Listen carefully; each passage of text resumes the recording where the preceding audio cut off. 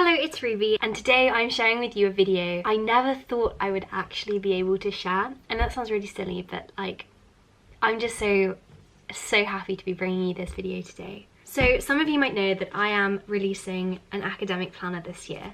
This has been a life dream of mine since I was 15, and I've been jotting down ideas for this hypothetical planner for years, and yet this year finally I have actually designed it and I am releasing it, and I'm just so excited to share it with you. So I've been getting loads of questions asking for a complete planner flick through, and I thought that I'd combine this with a setting up my planner because there are always things you like to do when you get a new academic planner, and so I'm going to be doing all of those things today, and also just showing you every single page of it, showing you some of the key features, etc. Yeah, I'm just so excited to show you.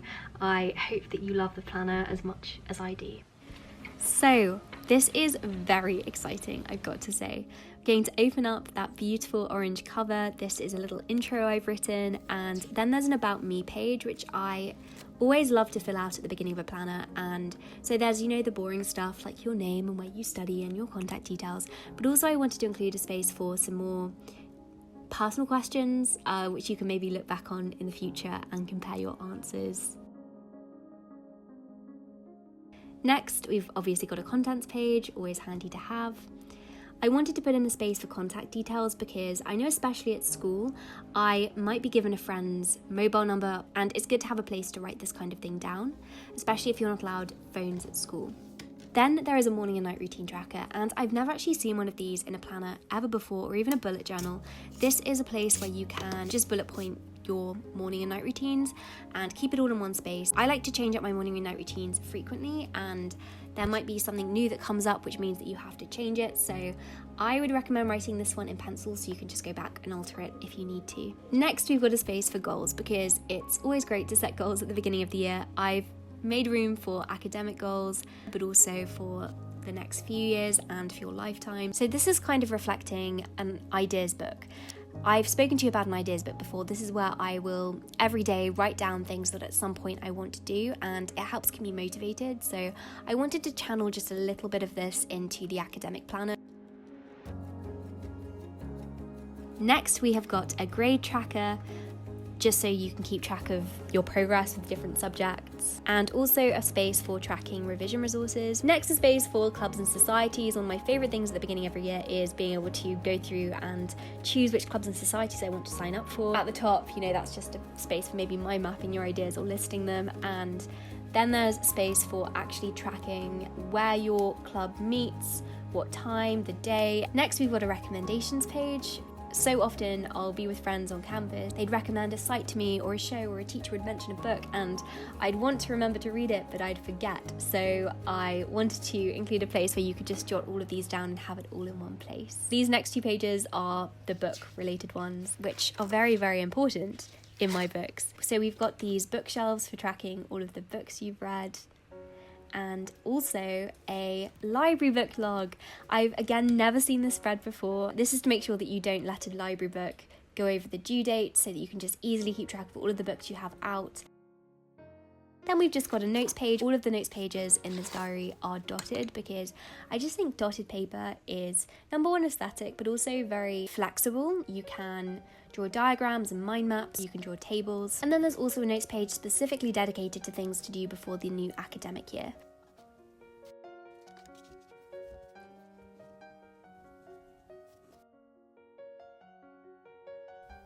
Next, there is a full overview of the new academic year. These are always really handy to have, and one thing I always used to do in my school planner was highlight all of the time I was on holiday. So I just went through with my mild liner and highlighted all of the holiday dates, and rest assured the mild liners and stabilos do not bleed through this planner paper. It is really thick, it's really good quality paper, and you cannot see any highlighter on the other side.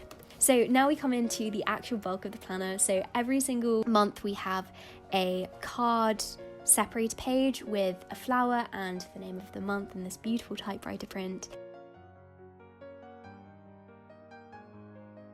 And then we have got a monthly overview calendar. This is great for just jotting down any academic deadlines, any important events that you have coming up. Here is the main one. These are the beautiful daily planning sheets. I am so happy with how these turned out, and just in a second I will give you an overview of how to use them. But first I just wanted to flick through the whole of the planner so you could see every single one of the months.